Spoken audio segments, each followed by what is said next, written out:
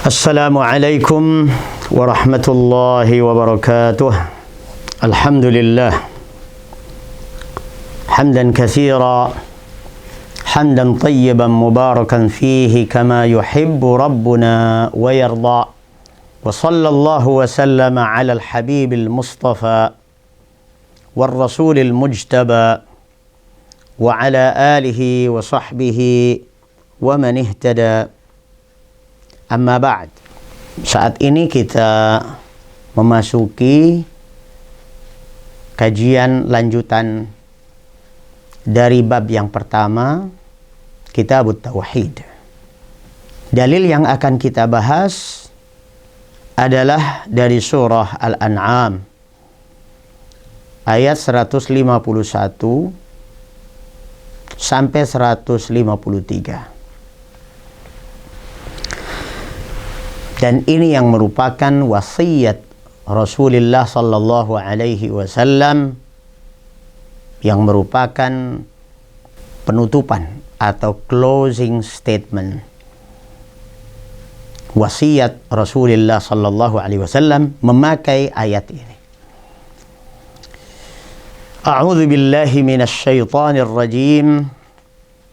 Qul ta'alau atlu ma harrama rabbukum alaikum alla tusyriku bihi syai'a wa bil walidaini ihsana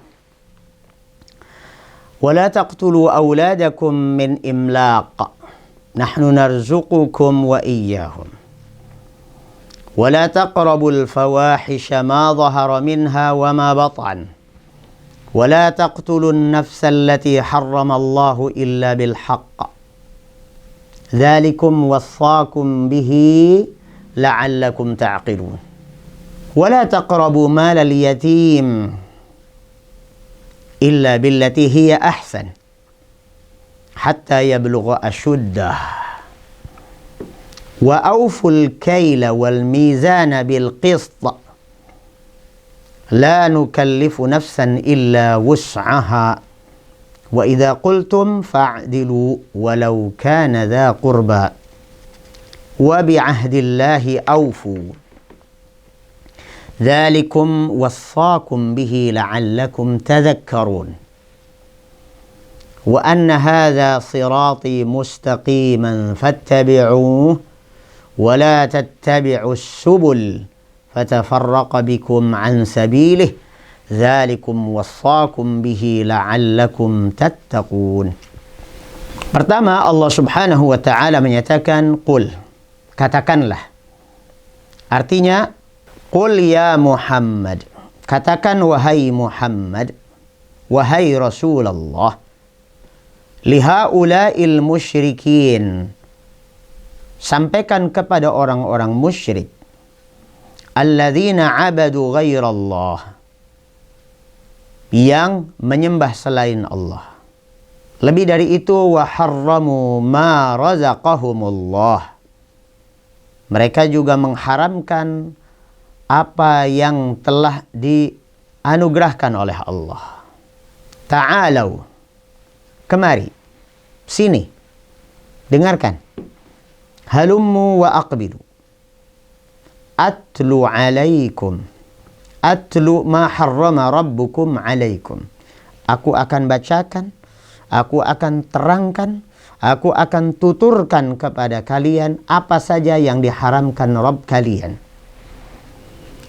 Apa yang diharamkan oleh Rabb kalian atas kalian dengan pengharaman yang sesungguhnya, bukan atas dasar dhannan wa takharrusa, bukan atas dasar kira-kira.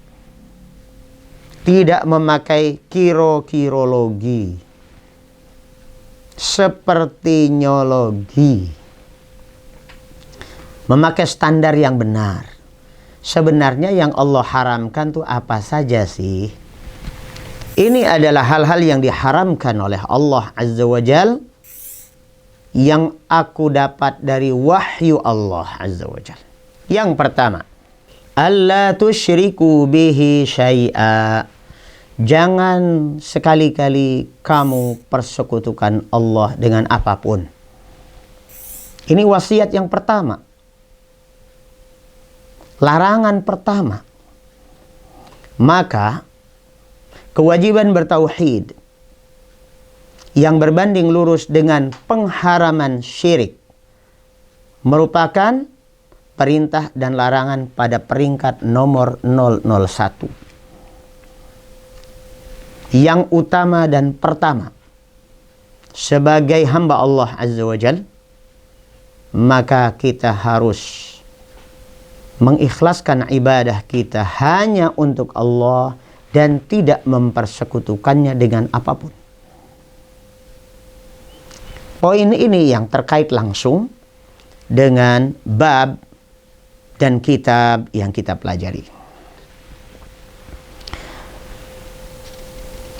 Selanjutnya, wabil walidaini ihsana, dan hendaknya kalian berbuat baik kepada kedua orang tua.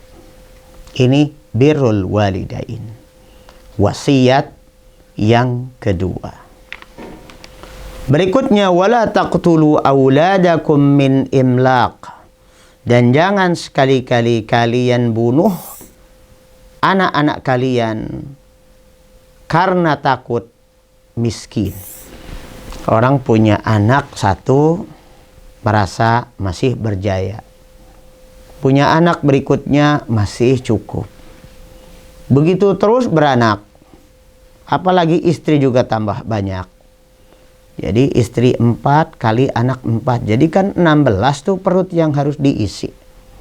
Udah mikir-mikir tuh, kalau sekian juta penghasilan saya sebulan, kalau untuk memberi 16 perut, untuk mengisi dan menafkahi 16 manusia, maka berat rasanya.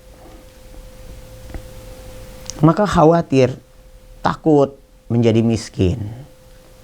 Ini mengandung ketidaktawakalan kepada Allah Azza wa Jal dan ketidakyakinan bahwasanya Allah Ta'ala Maha Kaya. Sekaligus tidak yakin bahwasanya Allah Ta'ala bertanggung jawab atas kehidupan makhluk yang diciptakannya. Maka Allah Subhanahu wa Ta'ala menegaskan di sini, jangan kau bunuh anakmu gara-gara takut miskin. Allah Ta'ala pertegas di sini, nahnu narzuqukum wa iyyahum. Kami yang bertanggung jawab untuk memberinya rizki, memberi kalian rizki, begitu pula anak-anak kalian. Maka dari itu, di dalam As-Sahihain an Ibni Mas'ud radhiyallahu an, Abdullah bin Mas'ud radhiyallahu an pernah bertanya kepada Rasulullah sallallahu alaihi wasallam, "Qultu ya Rasulullah, wahai Rasulullah, ayyu dzambi a'zamu 'indallah?" Dosa apa yang merupakan dosa terbesar di sisi Allah? Apa jawab Nabi alaihi salatu wassalam? Qala, an taj'ala lillahi niddan wa huwa khalaqak. Engkau membuat tandingan bagi Allah, padahal hanya Allah yang menciptakanmu. Qultu summa ay. Kemudian selain syirik apalagi ya Rasulullah? Qala an taqtula waladaka khasyata an yat'ama ma'ak. Yang kedua adalah kamu bunuh anakmu karena takut dia ikut makan dari rezeki yang kau punya. Dan seterusnya. Kemudian wasiat berikutnya, wala taqrabul fawahisha ma dhahara minha wa ma batan. Jangan kalian dekati al-fawahish. Al-fawahish adalah dosa-dosa besar. Al-fahishah maknaha al-ba'idah. Al-fahishah makna aslinya adalah yang jauh. Artinya apa? Jauh dari logika sehat, jauh dari fitrah yang lurus. Perilaku yang jauh dari kewajaran, normalitas fitrah manusia. Maka maksiat-maksiat besar, dosa-dosa besar, itu salah satu sebutannya adalah al-fawahish, selain sebutan al-kabair. Tetapi al-fawahish seringkali dikonotasikan pada dosa berzina. Dan ini sangat masyhur dalam terminologi syar'i. Ketika disebut fahishah atau fawahish, maka konotasinya adalah berzina. Berikutnya, wala taqtulun nafsal lati harramallahu illa bil haqq. Dan jangan kalian bunuh, jangan kalian lenyapkan nyawa orang yang Allah haramkan untuk dibunuh, kecuali illa bil haqq, kecuali nyawa orang yang memang berhak dibunuh. Berarti hukum asal pembunuhan adalah haram, dikecualikan beberapa hal yang memang dibolehkan secara syar'i. Apa saja itu?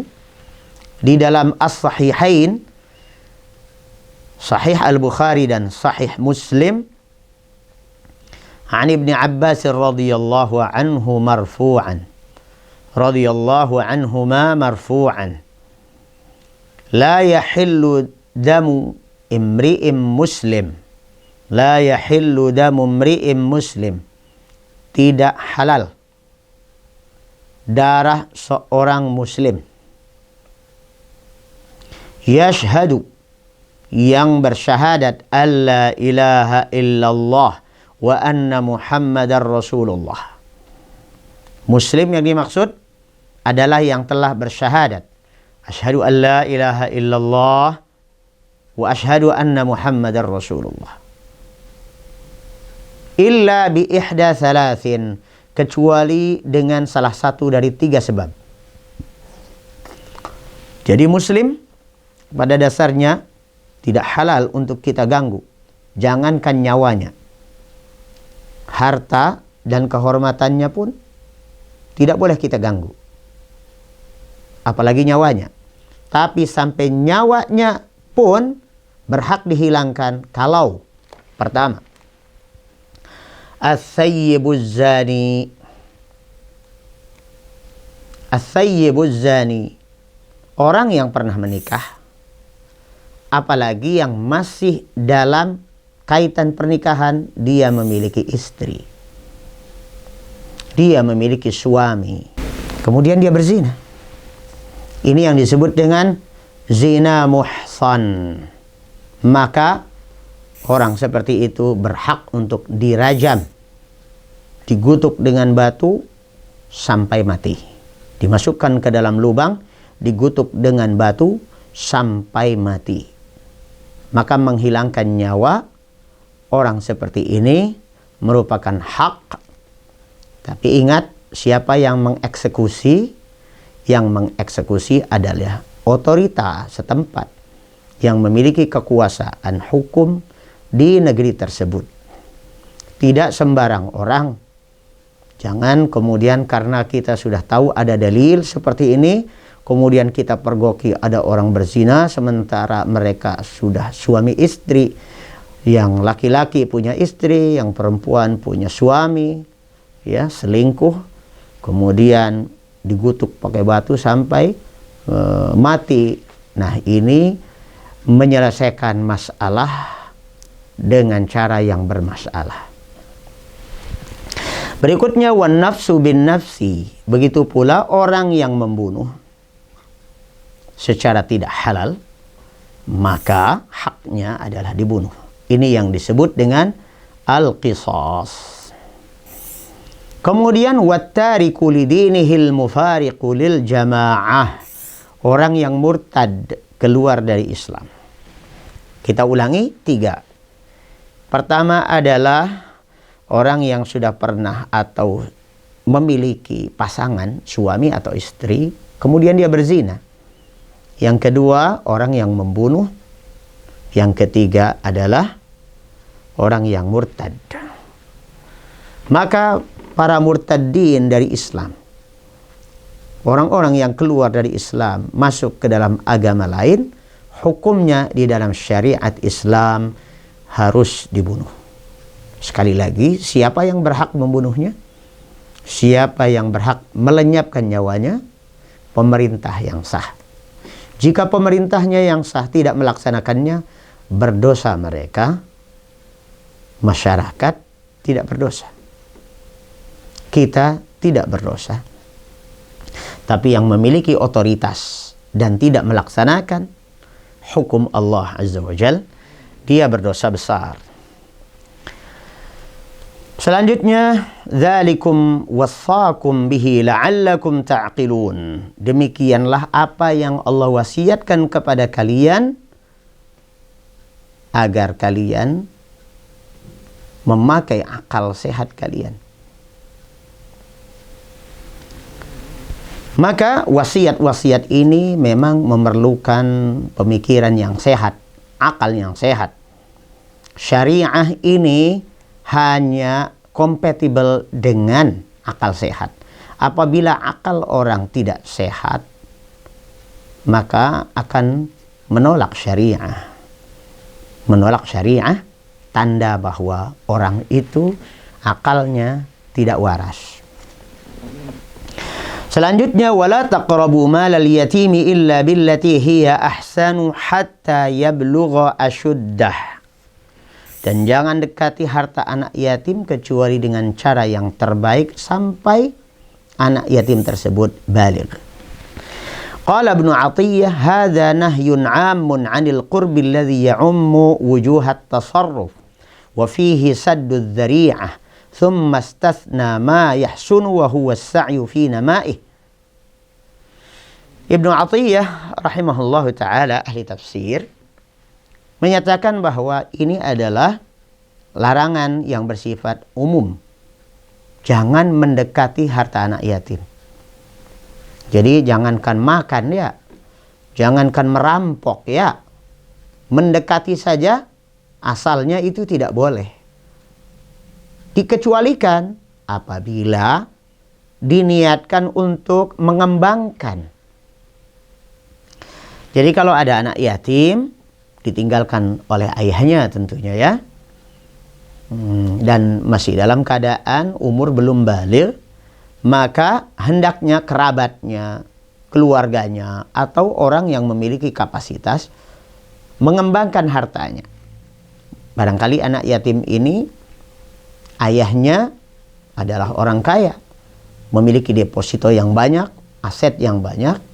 Tentu anak yatim belum diberikan hak untuk mengelola hartanya sendiri. Maka dikelola, dijadikan modal, kemudian dikembangkan, diinvestasikan, tentu dengan perjanjian yang benar. Seperti yang pernah dilakukan oleh Ibunda Aisyah radhiyallahu anha. Beliau mengembangkan harta anak yatim, diinvestasikan, dibisniskan, kemudian berkembang harta ini. Sehingga tidak selalu berkurang karena harus bayar zakat. Karena yang namanya zakat itu kewajiban terhadap harta. Walaupun anaknya anak yatim, pemiliknya adalah anak yatim, tapi jika harta itu mencapai nisab, mencapai haul, syarat daripada dikeluarkannya zakat telah tercapai, maka harus tetap dikeluarkan zakatnya. Maka kita kembangkan. Ini sebuah ladang yang bagus sesungguhnya jika dikelola dengan baik dalam sistem perekonomian Islam. Yayasan-yayasan Islam, pesantren seperti kita nih, Al-Ma'had, siap untuk mengelola harta anak yatim. Kita kelola lewat Mahalaziz di sini. Insya Allah ada modal berapa, kemudian kita masukkan ke dalam permodalan perusahaan yang kita sebut di sini dengan Maha Korpora Bangun Semesta. Saudaraku sekalian, kita punya proyek properti, perumahan, dan kafling yang insya Allah dibangunkan. Di tengah-tengahnya ada Bogor International Islamic Center yang luas seluruhnya adalah 700 hektar. Di setiap 35 hektar terdapat 10 hektar berupa Islamic Center atau Al-Ma'had. Silahkan untuk bergabung dengan kami dalam usaha ini. Salah satu modalnya adalah harta anak yatim. Kita investasikan dan kita kelola dengan baik secara transparan. Tentunya anak yatim bisa mendapatkan profit, benefit untuk suatu saat yablugha asyuddah, dia balik, maka kita kembalikan haknya dan dia bisa tasarruf, bisa berperilaku bebas dengan hartanya karena sudah balik. Selanjutnya, wa auful kaila wal mizana bil qist, dan penuhilah takaran, timbangan dengan adil. Ini adalah perintah Allah Subhanahu wa taala, sekaligus berarti melarang untuk mengurangi dan mencurangi takaran maupun timbangan. La nukallifu nafsan illa wus'aha. Allah Azza wa Jalla menyatakan, kami tidak membebani siapapun kecuali sekadar kemampuannya. Maka kita berusaha untuk bisa adil, berusaha untuk menepati hak-hak dan kewajiban kita, tentunya dengan usaha. Walaupun tentunya yang mampu berbuat adil dengan makna yang sesungguhnya hanya Allah Subhanahu wa taala. Berikutnya, wa idza qultum fa'dilu walau kana dza qurba. Dan apabila kalian mengatakan sesuatu, maka adillah meskipun terhadap kerabat kalian sendiri. Qala al-Hanafi rahimahullah, al-'adlu fil qawl fi haqqil wali wal 'adu la yataghayyaru fir ridha wal ghadab, bal yakunu 'ala al-haqqi wa in kana dza qurba fala yamilu ila al-habibi wal qarib. Yang dimaksud adalah adil dalam memutuskan suatu perkara. Yang satu orang dekat dan orang yang kita cintai, yang lainnya orang jauh kita tidak kenal, tetapi hukum tetap harus adil. Kepada siapa harus berpihak, bukan karena dia orang dekat atau orang yang kita sukai atau kerabat. Maka kata Allah Azza wa Jalla, wala yajrimannakum syana'anu qaumin ala alla ta'dilu i'dilu huwa aqrabu littaqwa. Janganlah kebencian kalian kepada suatu golongan menjadikan kalian tidak adil terhadap mereka. Maka keadilan itu berlaku atas semua orang. Wa bi ahdillahi aufu. Dan terhadap perjanjian dengan Allah kalian harus tepati. Qala Ibnu Jarir, wa bi wasiyatillahi ta'ala allati wassakum biha fa'aufu. Termasuk wasiat-wasiat yang Allah wasiatkan di sini, kita harus tunaikan. Wa ifa'u dzalika bi an yuti'uhu bima amarahum bihi wa nahahum an. Salah satu di antara cara menunaikan wasiat ini adalah dengan menaati Allah dalam hal-hal yang diperintahkan dan meninggalkan apapun yang dilarangnya. Wa an ya'malu bi kitabihi wa sunnati rasulih sallallahu alaihi wasallam wa dzalika huwal wafa'u bi ahdillah. Termasuk dalam al-wafa' bi ahdillah, menunaikan perjanjian dengan Allah adalah mengamalkan Al-Quran dan Sunnah. Wa qawluhu dzalikum wassakum bihi la'allakum tadhakkarun ay tatta'iduna wa tantahuna amma kuntum fih. Demikian apa yang Allah wasiatkan kepada kalian, diharapkan dengan demikian kalian mengambil pelajaran dan menjadikannya sebagai peringatan buat diri kalian. Selanjutnya yang terakhir adalah wa anna hadza sirati mustaqiman fattabi'uhu wa la tattabi'us subula fatafarraqa bikum an sabilih. Dan bahwa inilah jalanku yang lurus, maka ikutilah. Dan jangan kalian ikuti berbagai jalan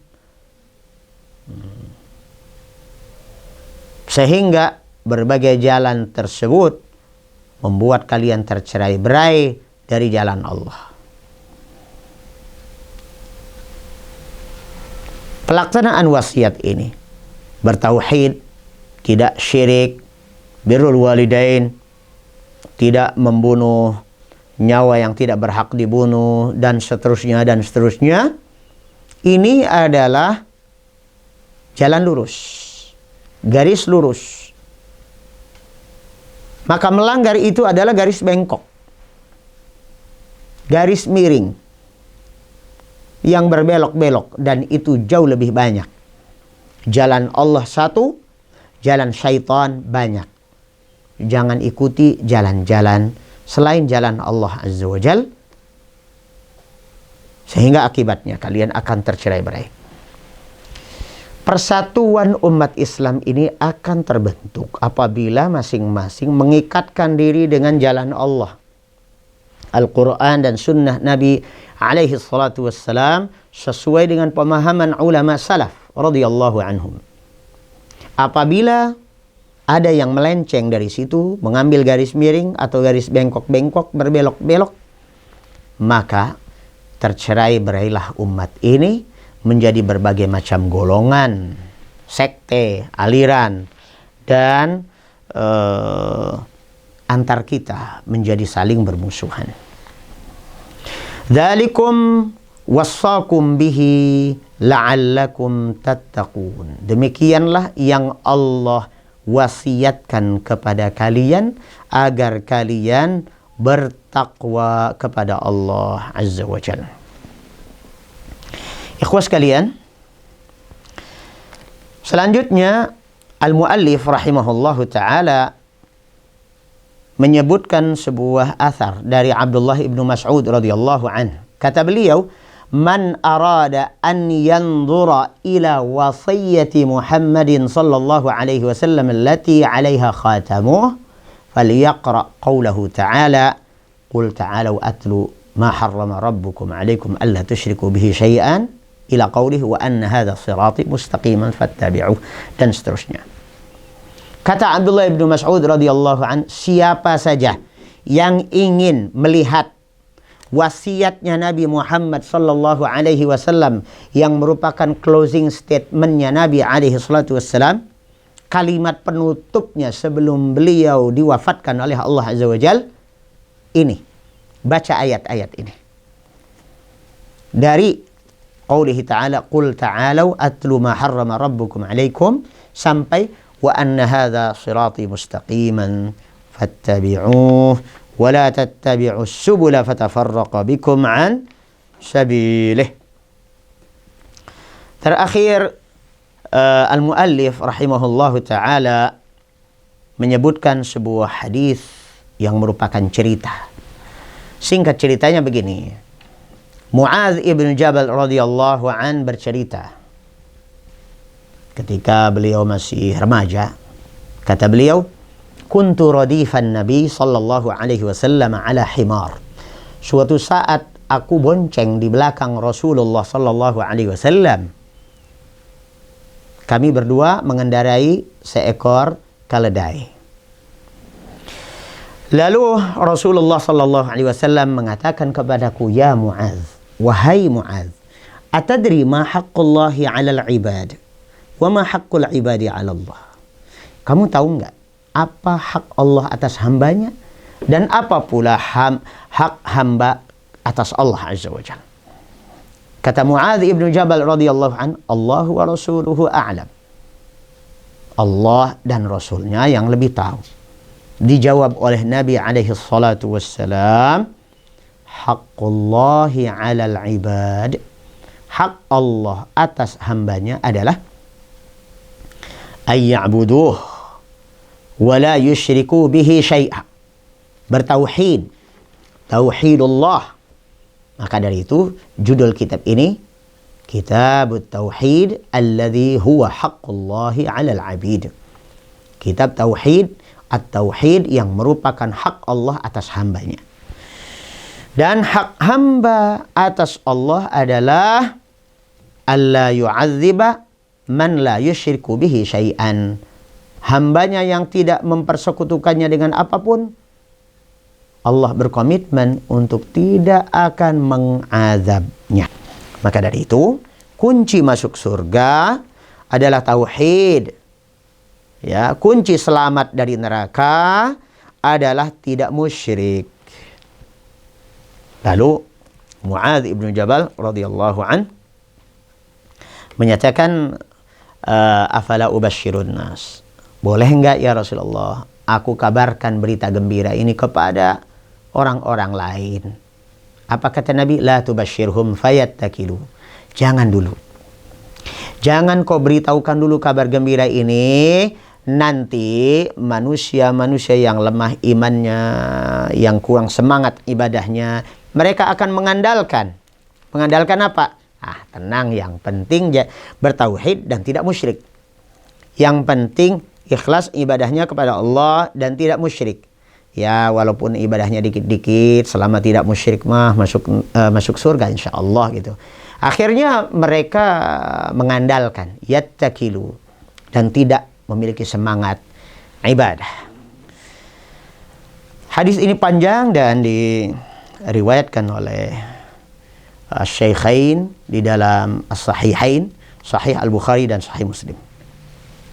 Mari kita tutup kajian kita yang terakhir pada sesi penutup bab ini dengan menyebutkan beberapa masail. Ya. Yang pertama, al-ula al-hikmatu fi khalqil jin wal ins. Bab yang pertama ini mengajarkan kepada kita tentang tujuan hidup, tujuan Allah menciptakan kita, bangsa jin maupun manusia. Yang kedua, annal ibadata hiya tauhid li annal khusumata fih. Ibadah yang benar itu apabila itu tauhid, apabila diniatkan hanya untuk Allah. Kalau asal ibadah, ya orang musyrik pun beribadah. Yang ketiga, as-salisa anna man lam ya'ti bihi lam ya'budillah. Barang siapa yang tidak bertauhid dalam ibadahnya, walaupun muslim, kalau musyrik, ya sama saja tidak beribadah kepada Allah. Ini adalah makna wala antum abiduna ma'abud.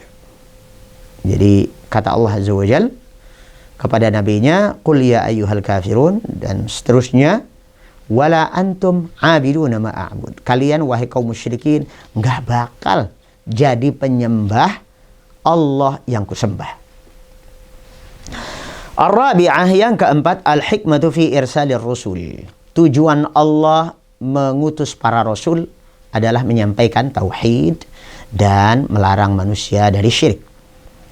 Al-khamisah anna risalah ta'ammat kulla ummah. Bahwa Allah Azza wa Jalla telah mengutus Rasulnya sehingga secara universal manusia itu sebenarnya telah mendapatkan peringatan, mendapatkan pelajaran, mendapatkan pencerahan dari para Rasul.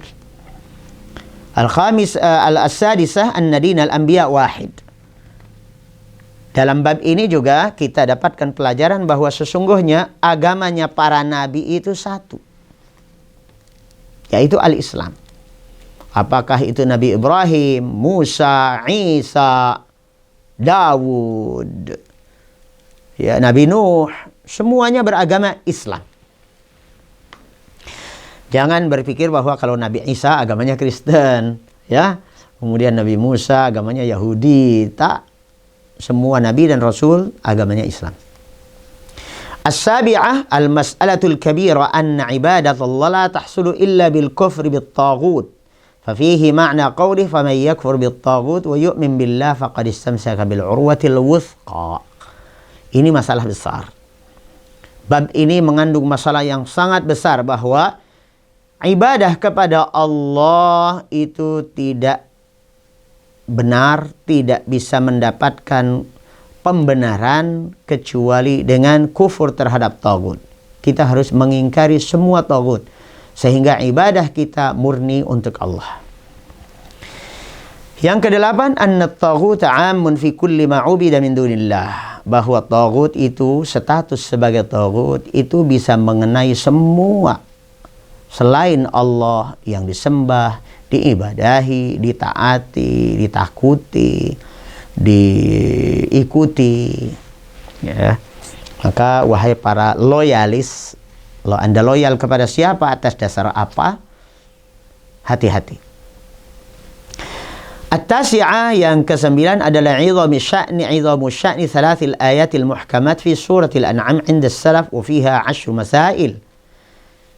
Yang ke-9 adalah bahwa dalam 3 ayat dalam surah Al-An'am, yaitu ayat 51 sampai 53, ini memiliki 10 soal atau 10 poin. 10 poin yang menjadi wasiat Allah Azza wa Jalla dan sekaligus menjadi wasiat Rasulullah sallallahu alaihi wasallam. Yang pertama adalah dimulai dengan la taj'al ma'allahi ilahan akhar. Jangan kalian jadikan Tuhan selain Allah Azza wa Jalla.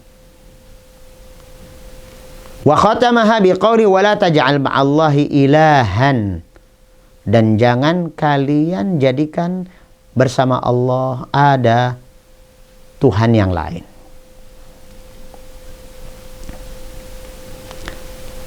Kemudian Allah Subhanahu wa taala mengingatkan kita dengan satu masalah, dzalika mimma auha ilaika rabbuka minal hikmah.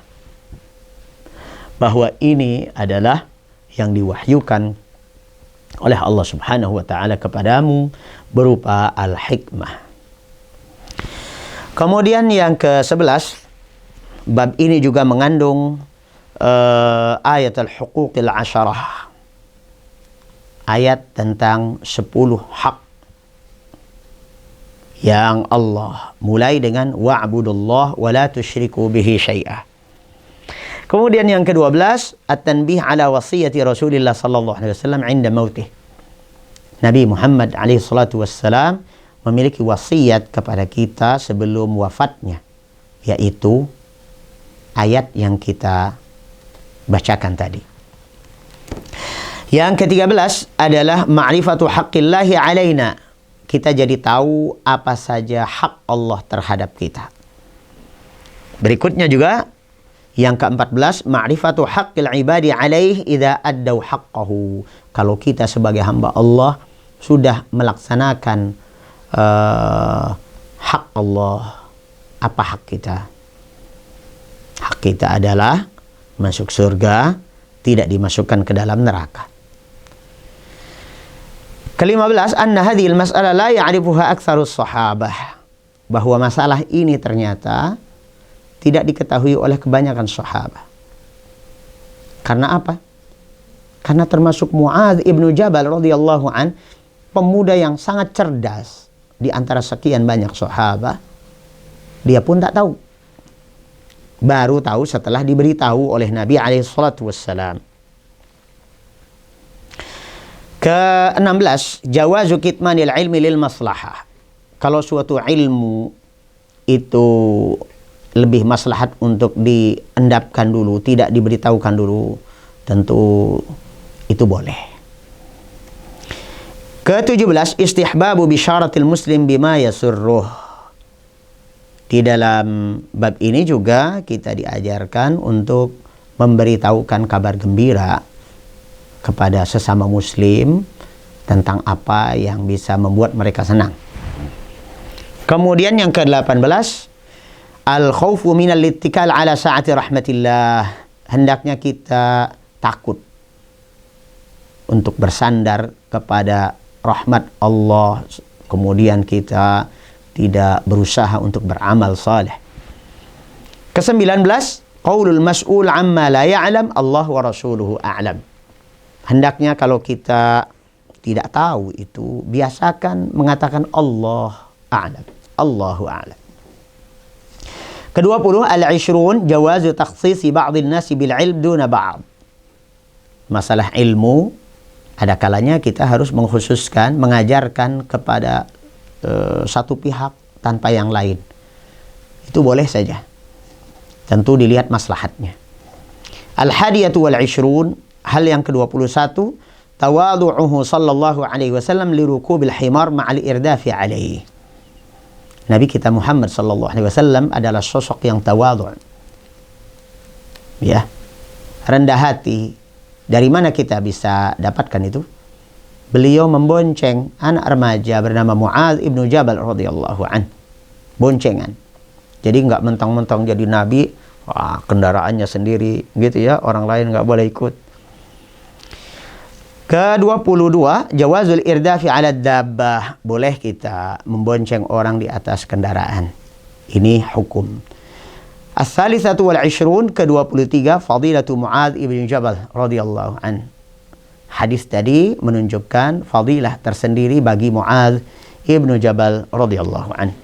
Terakhir, ar-rabi'atu wal ishrun, 'idhamu sya'ni hadhil mas'alah.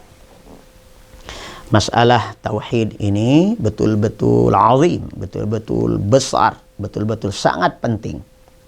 Kita telah membahas hal yang sangat penting dan kita akan lanjutkan hal-hal penting lainnya di dalam kitab tauhid ini. Bertemu kembali insyaallah pada episode mendatang. Assalamualaikum warahmatullahi wabarakatuh.